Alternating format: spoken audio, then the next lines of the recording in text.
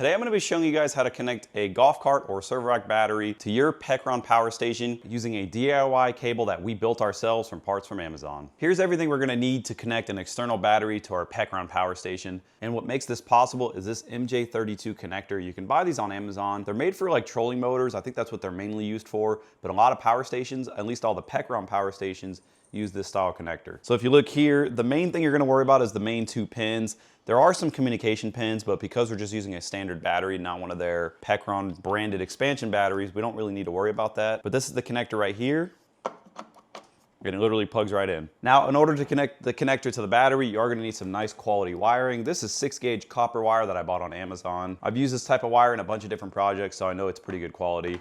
And you're also gonna need some copper and lugs. That way we can make the battery connection side of the harness. And then you're also gonna need a 48-volt battery. This is a 16S lithium iron phosphate golf cart battery. I like using golf cart batteries because they're cheap, and this particular golf cart battery has a display. Now you can use any 48-volt 16S battery in this configuration, and really you can do this to any power station as long as your power station is a 16S lithium iron phosphate battery, like these Pecrons are. That's why I really like these Pecrons. Even their small ones, like this F1000, use a 16S battery. And that's it, that's everything you need. Now we're gonna go ahead and get everything connected and see how well it works. And I'm gonna put links for everything you see in this video in the description. And if you wanna make your own custom harness for your power station, you'll easily be able to do this and add a ton of expansion capacity to your power station. Now the only thing I'm not gonna be adding in this setup is some people add a circuit breaker somewhere in their cable between the power station and the battery. I'm not gonna do that just because I don't have one. But the way I'm gonna be using this, I'm not gonna have it plugged in there all the time, so it should be plenty safe.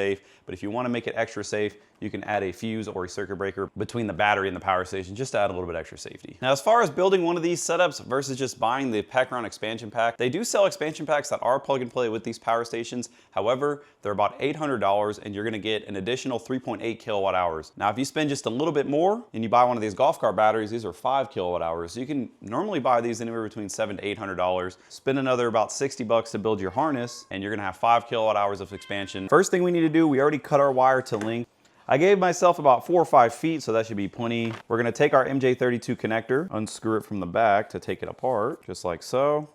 And this connector can actually come completely apart, so that's gonna make it very easy to make our connections. We have rather large connections here with 2 screws on each connection, and it is very clearly labeled positive and negative, so should be pretty hard to mess that up.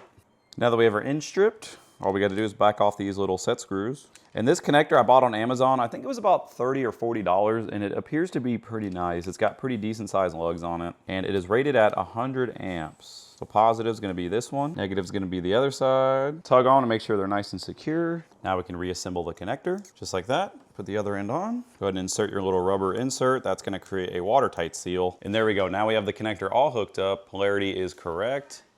It's literally that easy.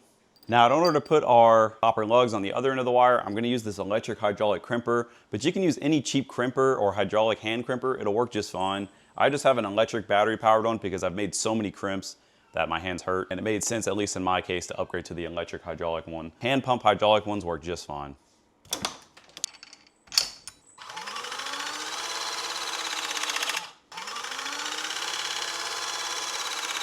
And there we go, we have nice solid copper crimps.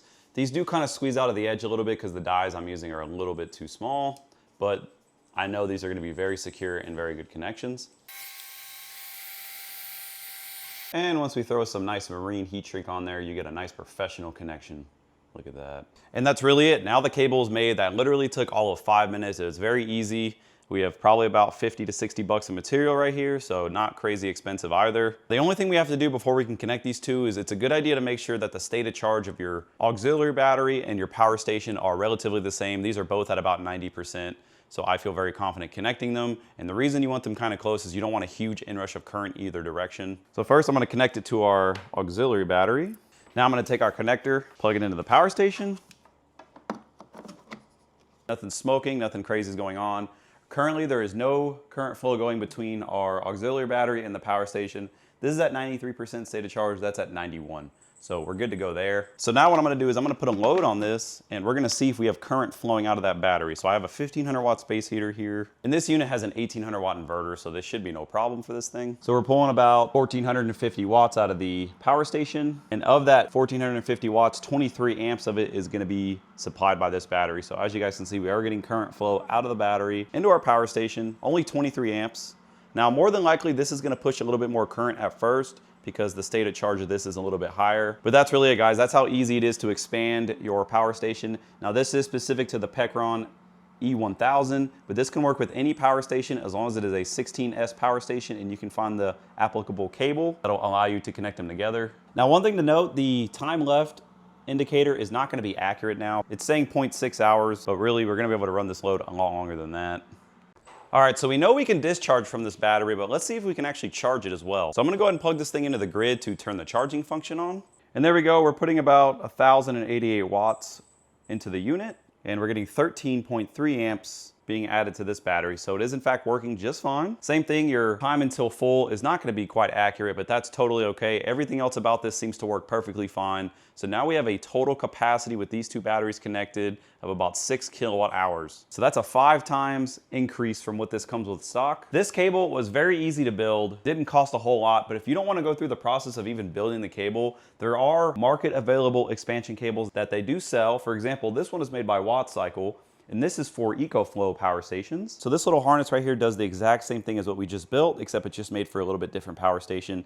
Also, the wiring is a little bit thinner. I do like to have really heavy duty wires when I build things like this, but this is an off-the-shelf solution that you don't have to make. You can buy this, plug it in, and get the same results you have here. And you're gonna save a significant amount of money expanding your power banks using these batteries. The only downside I can think of is you don't get all the communication features that you may get if you use your power station's brand of expansion packs. But more often than not, the power station's versions of the expansion packs that you can buy are significantly more dollars per watt hour than which you can kind of cobble together yourself using budget golf cart batteries or even budget server rack batteries, because these are also getting really cheap and they're also all really good. Now, if you added a solar charge controller to this setup and a bunch of panels, you would pretty much have an off-grid solar power system that you could power a lot of things in your cabin or RV or camper. And it's also very portable. It's very easy to just unplug this thing, move the battery out of the way. The power station itself is still extremely portable. You can have the battery tucked into a storage bin or something somewhere, run your cable up, plug it in, and you're expanded, ready to go. So when you're shopping around for a portable power station, if you have the idea in the future that you're gonna wanna expand it and use your own batteries,